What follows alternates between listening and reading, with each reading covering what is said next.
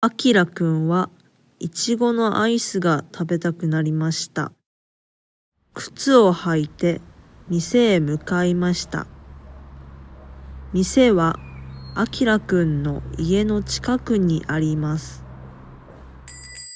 いらっしゃいませ。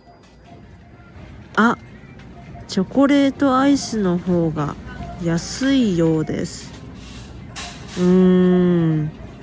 どっちにしようかな。よし、チョコレートにしよう。